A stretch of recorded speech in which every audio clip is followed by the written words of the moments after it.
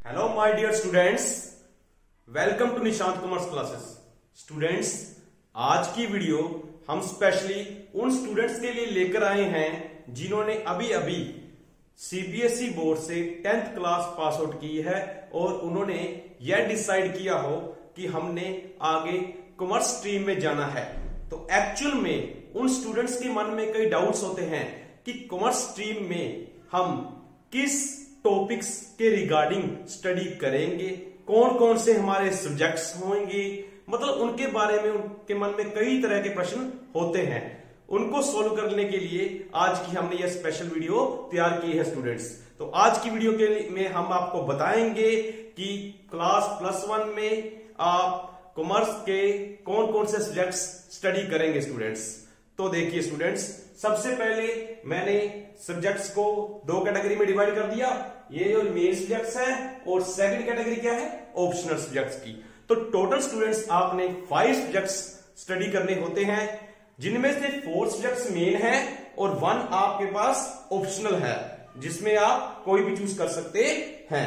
देखिए स्टूडेंट्स, पहले बढ़ते हैं मेन सब्जेक्ट्स की ओर। तो पहला पॉइंट क्या है स्टूडेंट्स, अकाउंटेंसी। मतलब सबसे पहला सब्जेक्ट जो हम स्टडी करते हैं वो क्या है, अकाउंटेंसी।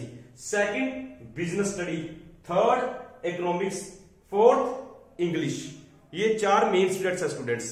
एक एक करके आपको डिटेल में सभी का मीनिंग बताएंगे कि हम इन सब्जेक्ट्स में क्या क्या पढ़ते हैं। उसके बाद हम ऑप्शनल की ओर बढ़ेंगे स्टूडेंट्स। तो पहले बात करते हैं अकाउंटेंसी की। अकाउंटेंसी में स्टूडेंट्स हम क्या पढ़ते हैं कि हमने अपनी बुक्स ऑफ अकाउंट्स को कैसे मेंटेन करना है। अब आप सोच रहे होंगे ये बुक्स ऑफ अकाउंट्स क्या है, तो आपको एक सिंपल सी भाषा में समझाते हैं विद एग्जांपल। देखिए, कोई भी शॉपकीपर है या कोई भी बिजनेस वाला है, वो एक्चुअल क्या करता है, वो अपने पास किताबें बनाता है जिसमें सभी तरह के रिकॉर्ड्स कि उसके पास अभी एट टाइम कितना माल पड़ा है, उसके अलावा आज उसने कितने माल की सेल कर दी, उसके अलावा उसे कितना खर्चा उठाना पड़ा, ओवरऑल उसे प्रॉफिट हो रहा है या लॉस हो रहा है, उसने आज तक कितना प्रॉफिट कमा लिया है।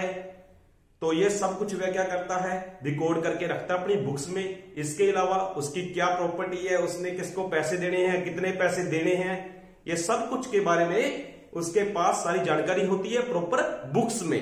तो उन बुक्स को हम, रेड कलर की बुक होती है आपने देखी होगी, उन्हें हम वही कहते थे, वही उन्होंने वही बनाई।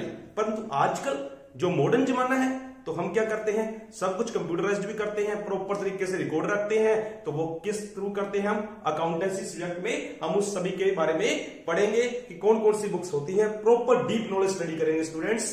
तो ये आपको समझ में आ गया होगा कि अकाउंटेंसी में हम क्या पढ़ते हैं। इसके अलावा आपको एक इंटरेस्टिंग बात बता दें कि अकाउंटेंसी कॉमर्स की जान है, एक आत्मा है।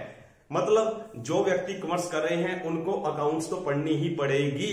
तो यह सब्जेक्ट टफ नहीं है स्टूडेंट्स, ये वेरी इंटरेस्टिंग सब्जेक्ट है। इसमें न्यूमेरिकल भी है और थ्योरी भी है, और अगर आप इसे सोल्व करेंगे, मतलब न्यूमेरिकल्स को हल करेंगे, तो आपको बहुत इंटरेस्टिंग लगेंगे और इजी लगेंगे।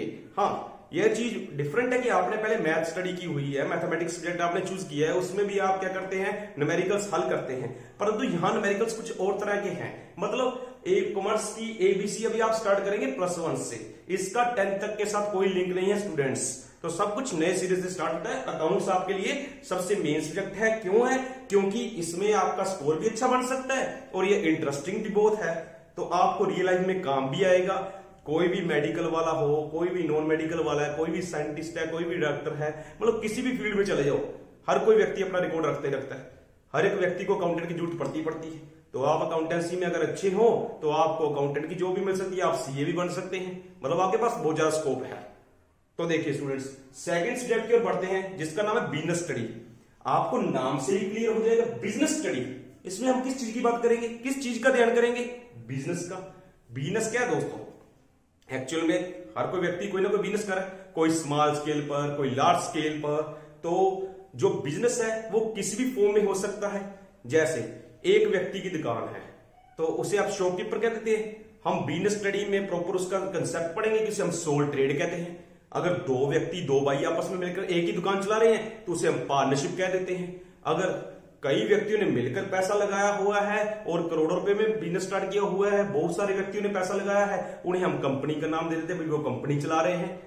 तो आपको समझ में आ गया होगा रियल लाइफ में हम जो पढ़ते हैं मल्टीनेशनल कंपनीज के कंसेप्ट के बारे में, तो ये सब कुछ कहां पर पढ़ेंगे हम? बिजनेस स्टडी में पढ़ेंगे। इसके अलावा स्टूडेंट्स, बिजनेस के पास पैसा कहां से आ सकता है, कौन कौन से सोर्स है, बैंकिंग के बारे में पूरी तरह के कितनी तरह के बैंक्स होते हैं, उनके क्या क्या काम होते हैं, उसके अलावा इंश्योरेंस क्या होता है, बीमा जिसे हम कहते हैं, उसके बारे में वेयर हाउस क्या है जहां पर हम सामान स्टोरेज करते हैं उसके बारे में। और इसके अलावा स्टूडेंट्स बिजनेस स्टडी में हम क्या पढ़ेंगे? मैनेजमेंट के बारे में। जो सबसे इंपॉर्टेंट बात है वो क्या है? मैनेजमेंट में हम क्या पढ़ते हैं students? How to manage.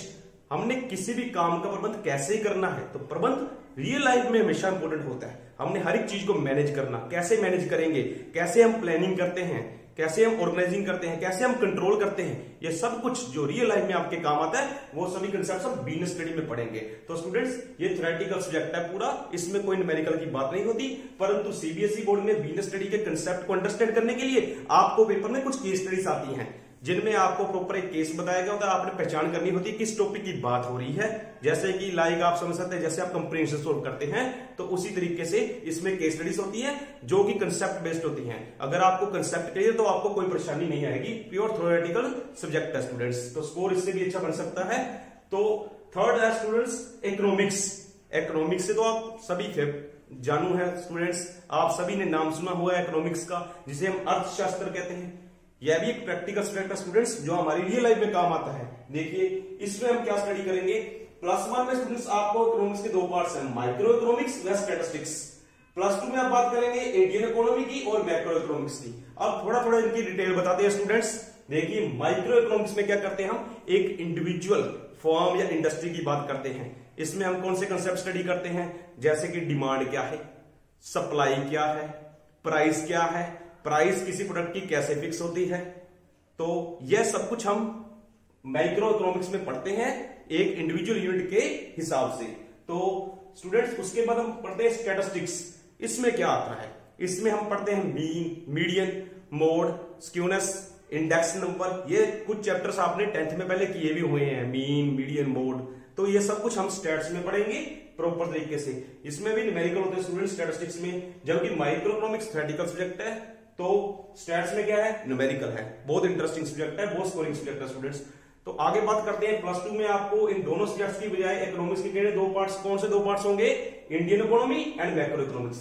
Indian economy में क्या पढ़ेंगे स्टूडेंट्स? हम इंडियन इकोनॉमी में हम देश की अर्थव्यवस्था के बारे में पढ़ेंगे, जैसे कि पॉवर्टी, अनएम्प्लॉयमेंट।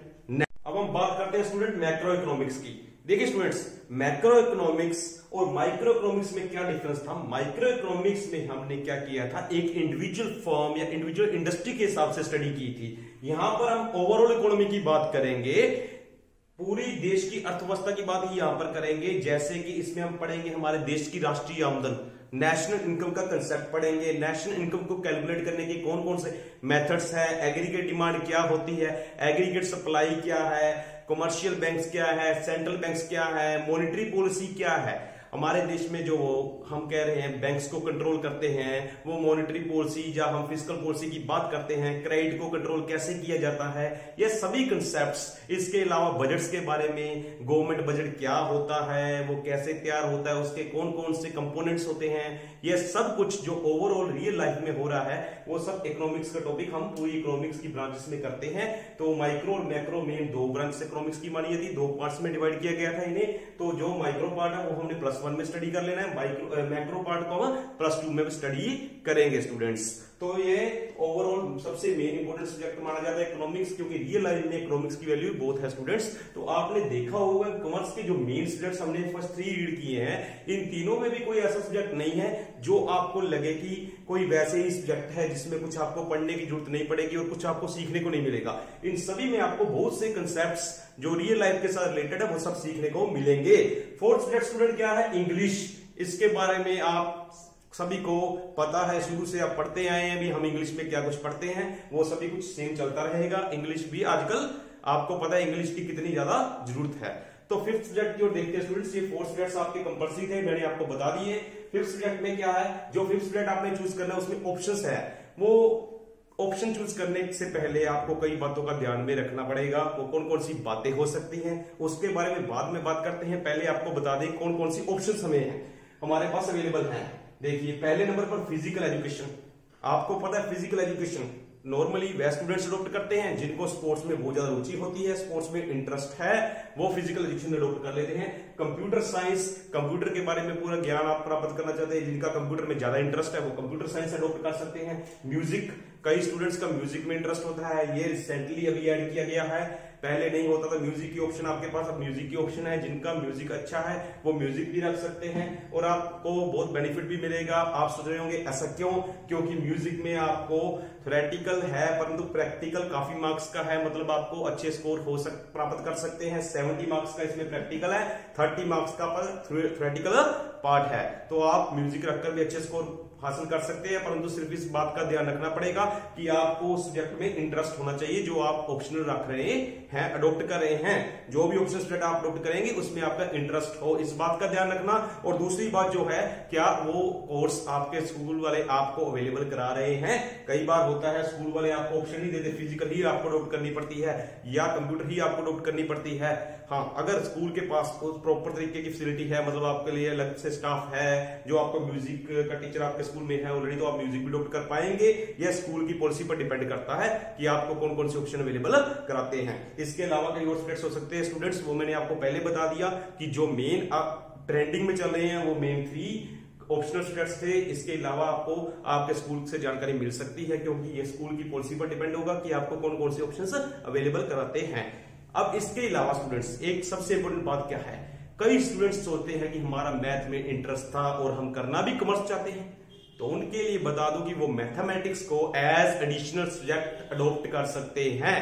वो ये कॉमर्स के 5 सब्जेक्ट्स जो करेंगे, उसके अलावा मैथ को एज ए एडिशनल सब्जेक्ट भी रख सकते हैं, उन्हें किसी भी तरीके की परेशानी नहीं होगी। हाँ, बट थोड़ी सी मेहनत जरूर करनी पड़ेगी क्योंकि अकाउंट्स भी न्यूमेरिकल क्वेश्चन है ज्यादा और मैथ का भी क्या होता है, न्यूमेरिकल क्वेश्चन होता है, तो थोड़ा सा बैलेंस जरूर मेंटेन करना पड़ेगा, अदरवाइज कोई प्रॉब्लम नहीं आएगी आपको। जिन्होंने स्पेशली सीए का कोर्स करना है कॉमर्स के बाद, उनको मैथ जरूर अडॉप्ट करनी चाहिए स्टूडेंट्स। तो उम्मीद करते हैं आज की वीडियो से आपको बहुत कुछ सीखने को मिला होगा। Thanks for watching the video.